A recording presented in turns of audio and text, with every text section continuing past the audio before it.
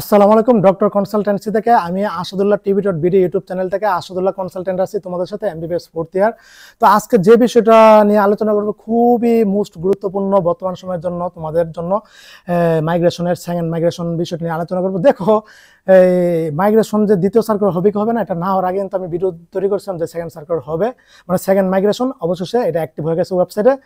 তো তোমরা বুঝতে পারতেছো। তো আজকে সেকেন্ড সার্কুলার নিয়ে খুবই গুরুত্বপূর্ণ একটা আলোচনা করবো, এমনকি কিভাবে আবেদন করবো সেটাও আমি এই ভিডিওতে সম্পূর্ণ আকারে আমি আলোচনা করার চেষ্টা করবো ইনশাল্লাহ। তো দেখো, আমি ভিডিও দিতে পারিনি, আমি তোমরা জানো যে আমি এই সিলেট গিয়েছিলাম। তো 29-30 তারিখে আমি সিলেট ছিলাম। তো আমার মেডিকেল পাশে এক আঙ্কেলের ওনার মেয়ের সিলেট উমেন্স মেডিকেল কলেজে চান্স হয়েছে, তো এখানে ভর্তি করানোর জন্য আমার সাথে নিয়ে গিয়েছিল। আমার রুম পর্যন্ত এসেছিল, এমনকি বলতে স্যার আপনি না জানলে এটা কোনোভাবেই মেনে নিতে পারতেছে না। আমি প্রস্তুত ছিলাম না, হুট করে আসছে, হুট করে আমাকে তুলে নিয়ে গেছে। তো ওইখানে মোটামুটি সিলেটের দিনগুলি খুবই সুন্দর কাটলো। ট্যুর দিছি, মাজার টাজার, জাফলং, চা বাগান সবকিছু দেখতে পারছি এ টু জেড। তো খুবই ভালো লাগছে। তো একটু অসুস্থ, সর্দি ঠান্ডা লাগছে বিদায় একটু অসুস্থ। আর মেডিকেলে তো আটটা বাজে মেডিকেলে যায়, ক্লাস শুরু হয় একদম বিকাল দুপুর 2টা পর্যন্ত। তার মধ্যে আবার আমার স্টুডেন্টরা আসে ভর্তি হওয়ার জন্য, ওদের ভর্তি করে প্রচুর সময় চলে যায়, সময় ওইভাবে পাই না, ভিডিও দিতে পারি না। এই যে আজকে 4:30 বাজে আসলাম ভর্তি করে, ক্লাস টাস করে। তো আপাতত 7 তারিখ পর্যন্ত আমি ব্যস্ত থাকবো। হ্যাঁ, তো সেকেন্ড মাইগ্রেশনের আর হ্যাঁ 2 দিন ট্যুরে ছিলাম, অনলাইনে ছিলাম না। প্রায় 65 জনের মতো মেসেজ দিয়েছে এই 2 দিনে। ওদের রিপ্লাই এখন আমি দিতে পারিনি, মাত্র 200 জনের রিপ্লাই দিয়েছে, আর বাকি আছে। মন খারাপ কিছু কারণ নাই, আমি আস্তে আস্তে রিপ্লাই দিয়ে দিব। আমাদের সময় আছে, আমাদের লেখাপড়া আছে, অনেক কিছু কাজ টাজ আছে। দেখো, সেকেন্ড মাইগ্রেশন সম্পর্কে আজকে যে আলোচনা করি, তাহলে এটা কারা করতে পারবা, কখন করতে পারবা, কোন দিন করতে পারবা, কত তারিখ পর্যন্ত শেষ সময়, খুবই গুরুত্বপূর্ণ একটা প্রশ্ন। ধরো, যারা প্রথমবার ভর্তি হয়েছিলাম, মেডিকেল পেয়েছিলাম, মাইগ্রেশন করছিলা, তোমাদের অনেকেরই কি করছে, মাইগ্রেশন করার পরে মাইগ্রেশন পরিবর্তন হয়নি। বুঝতে পারছো? তুমি চাইলে আবারও তুমি ঐচ্ছিক মাইগ্রেশন করতে পারবা। যে কোনো 4টা, সর্বোচ্চ 1টা মেডিকেল কলেজ, সর্বোচ্চ 4টা মেডিকেল কলেজ তুমি চয়েসে দিতে পারবা। বুঝতে পারছো? কথা ক্লিয়ার? যাদের পরিবর্তন হয়নি ওরাও করতে পারবা। এটার জন্য কি কলেজ থেকে অনুমতি নিতে হবে? না, কলেজ থেকে কোনো অনুমতি নিতে হবে না। ওয়েবসাইটে এটা তুমি ইউজার আইডি পাসওয়ার্ড দিয়ে দেখো যে অ্যাক্টিভ হয়ে গেছে। আগে যে এরকম অ্যাক্টিভ ছিল, আগে যেহেতু বলছিল, এখন অ্যাক্টিভ আছে। আর অ্যাক্টিভ না থাকলে কলেজের কাছ থেকে বলবে অ্যাক্টিভ করে দেওয়ার জন্য, তবে এটা অটোমেটিকলি অ্যাক্টিভ হয়ে গেছে, অ্যাক্টিভ থাকবে।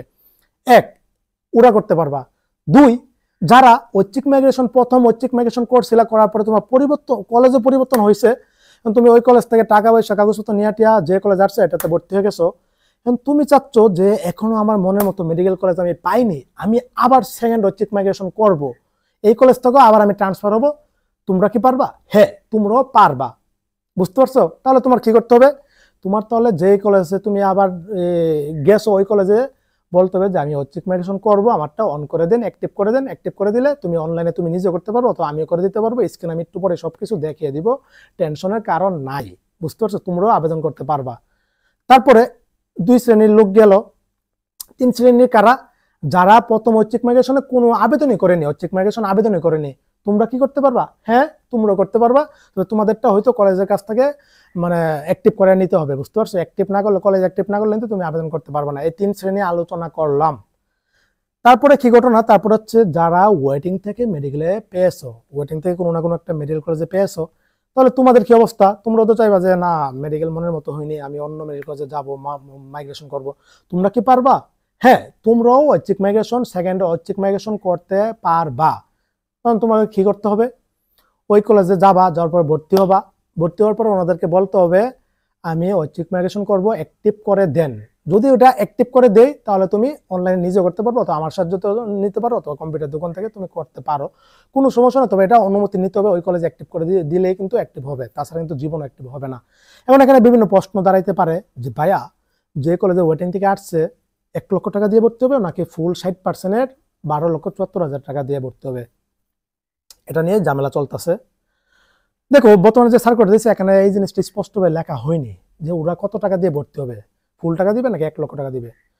তবে এখানে একটা লেখা আছে সাময়িকভাবে ভর্তি, আমরা এটা অস্থায়ী ভর্তি, ওই শব্দ দিয়ে আমি বলছি যে আবার মাইগ্রেশন হবে। দেখো, কিছু কলেজ তোমাকে ঝামেলা করবে, আটকাইবে, তোমাকে মাইগ্রেশন করতে দিবে না, অথবা তোমাকে বলবে যে 60% টাকা দাও তারপরে মাইগ্রেশন করে নাও, কোনো সমস্যা নাই। মোট কথা, ওনারা ঝামেলা করার মেন কারণ একটা, ওরা চাবে না তুমি মাইগ্রেশন করো। দেখো, আমি সিলেট উমেন্স মেডিকেল কলেজে গিয়েছিলাম, আঙ্কেলের সাথে নিয়ে গিয়েছিল, সবাই চিনে। ওখানে গিয়ে আমার একদম কলেজ কর্তৃপক্ষ নিয়ে আরো যারা স্টুডেন্ট মোটামুটি সবাই চিনে, অনেকের সাথে পরিচয় হয়েছে, কথাবার্তা হয়েছে, বিভিন্ন জেলা থেকে আসছিল। তো ওদেরকে আমরা জাস্ট 1 লক্ষ টাকা দিছি, আমি যেহেতু সাথে ছিলাম কোনো যাই ঝামেলা হয়নি, 1 লক্ষ টাকা দিছি, ভর্তি নিয়ে নিছে, মাইগ্রেশনও অ্যাক্টিভ করে দিয়ে দিয়েছে। Sylhet women's medical college best একটা মেডিকেল কলেজ, অনেক সুন্দর পরিবেশ।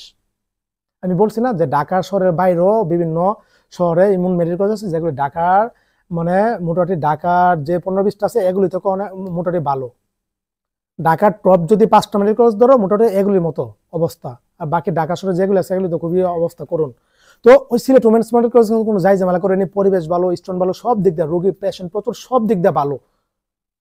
বাংলাদেশে 6টা উমেন্স মেডিকেল কলেজ আছে, 6টা, বুঝতে পারছো? এখান থেকে 4টা কলেজ হয়েছে জাউরা মেডিকেল উমেন্স মেডিকেল, ওদের মাইগ্রেশন পরিবর্তন হয়েছে, বুঝতে পারছো? অনেকে আলহামদুলিল্লাহ শুক্রিয়া, মনে হচ্ছে যে একদম মানে খুবই গেছি। এখান থেকে কয়েকজন আন্টি ফোন দিয়েছে যে ওরা তো মাইগ্রেশন অন করতে চাচ্ছে না, বলতে 60% টাকা দেওয়ার জন্য বুংবাং মাইগ্রেশন নাকি হবে না। বিভিন্ন কলেজে এখনো তোমাদেরকে ভুলভাল বুঝে যে না মাইগ্রেশন অন হয়নি বুংবাং, এবার সেকেন্ড মাইগ্রেশন অন হয়েছে, এটা ইয়ে হয়েছে, নোটিশ লেগে আছে নোটিশ।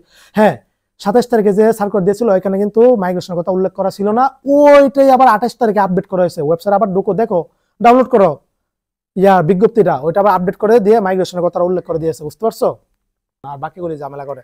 আর সিলেট উমেন্স এটা তো একদম আলহামদুলিল্লাহ অনেক ভালো, অনেক ভালো, বুঝতে পারছো? এত সুন্দর আচার ব্যবহার যেটা বলার ভাষা নাই। ওখানে লেখাপড়াও ভালো, পরিবেশও ভালো, বাবারে বিশাল বড় বড় বিল্ডিং, একটা দুইটা না 5-6টা বিল্ডিং, বিশাল বড় বড়, নাহলে 10-12 তলা, বুঝতে পারছো? পেশেন্টও প্রচুর, আর ওদের ব্যবহার আচার ব্যবহার নিয়ম নীতি, আর বাবারে আমি নিজে ভক্ত হয়ে গেছি। অথচ আমি জীবনে প্রথম ওই মেডিকেল কলেজ গেছি, সিলেট উমেন্স মেডিকেল কলেজে আছে জানতাম, কিন্তু ওই কলেজ কখনো যাইনি, চিনিনি কোন এলাকায়।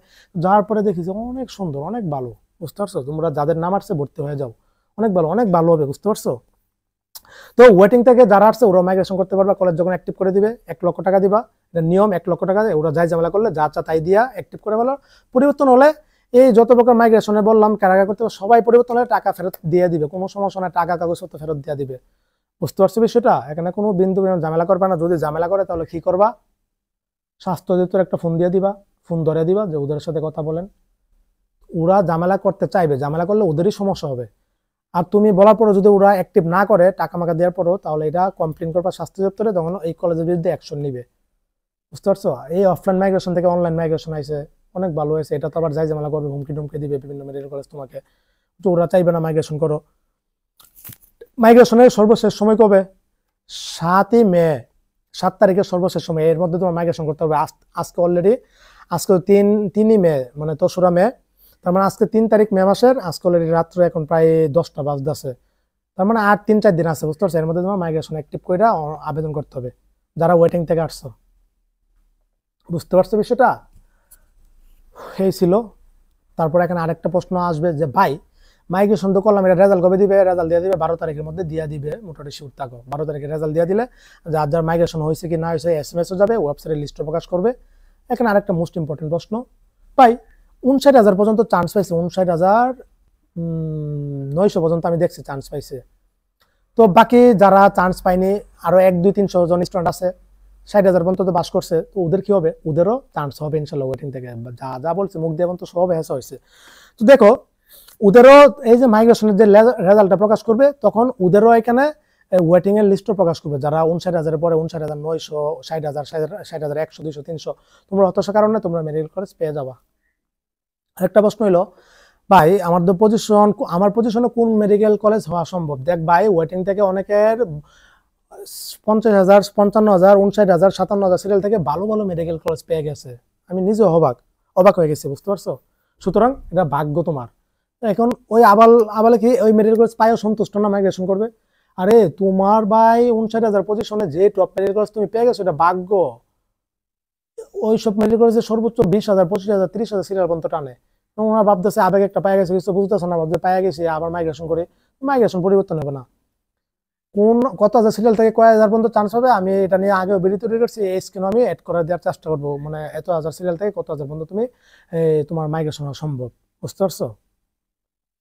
তো এভাবে তুমি মাইগ্রেশন আবেদন করতে পারো, কোনো সমস্যা নাই। আর বাকিটা তো বললামই, তোমার পজিশন অনুসারে আমার এই স্ক্রিনে যে লিস্টটা দেখতেছো এর মধ্যে তোমার হবে, তাছাড়া কিন্তু হবে না, বুঝতে পারছো? অনেকের মাইগ্রেশন পরিবর্তনই হয়নি, সিট ফাঁকা থাকতে হবে, বুঝছো না? আর ধরো তুমি যে কলেজে যাবা, ধর সিট ফাঁকা আছে 10টা, আবেদন করছে 30 জন, তাহলে কাদের চান্স দিবে? ওই 30 জন থেকে টপ যে 10 জন আছে ওই 10 জনকে চান্স দিবে। আর তুমি যাইতেছো যে আমি 59,000 পজিশন নিয়ে আমি ওই পপুলার, ইবনে সিনা, বারডেম, বাংলাদেশি, হলি ফ্যামিলি, গণশাস্ত্র, এনাম, এগুলোতে আর যা যেটা। তো যাই হোক, যেটা পাইছো সন্তুষ্ট। আমি আগে বলছি এতদিন কান্নাকাটি করছো ভাই, মেডিকেল কলেজ একটা হলে চলছে, হলে চলছে, উন্নত ভাই সুযোগ পাইলে চলছে, কত কান্নাকাটি, হাই হতাশা ভাই, আদৌ কি হবে হবে না, বড় ছোট রসা দিয়ে ভিডিও মিডিও তৈরি করছি, হয়ে গেছে, এখনো সন্তুষ্ট না। তখনও বলছি তোমরা সন্তুষ্ট থাকবে না, সবাই মাইগ্রেশন, এবার ওরাও মাইগ্রেশন করতেছে অনেকে, বুঝতে পারছো? এই হচ্ছে কাহিনী। বাঙালি আসলে কোনোটা পাই সন্তুষ্ট না। এই ছিল মাইগ্রেশন নিয়ে বিস্তারিত আলোচনা করছি। আরেকটা হিডের একটা ভিডিও তৈরি করব, এটা তো সেকেন্ড মাইগ্রেশন, 3 নম্বর মাইগ্রেশন কি হবে?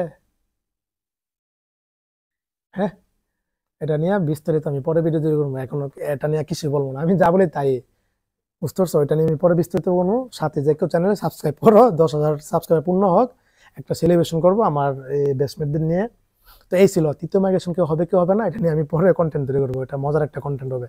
ওইটা অনেক গবেষণা টবেষণা করে বের করছি, হবে কি হবে না এটা পরে জানতে পারবো। হ্যাঁ, সবাই ভালো থাকো, সুস্থ থাকো, সবার জন্য অনেক অনেক শুভকামনা রইলো। আমি একদিন ব্যস্ত থাকবো, আমার স্টুডেন্ট প্রচুর স্টুডেন্ট ভর্তি হইতেছে, ওদেরকে আমি সময় দেওয়া লাগে আমার মেডিকেল কলেজে। তো এই কদিন একটু ব্যস্ত থাকবো।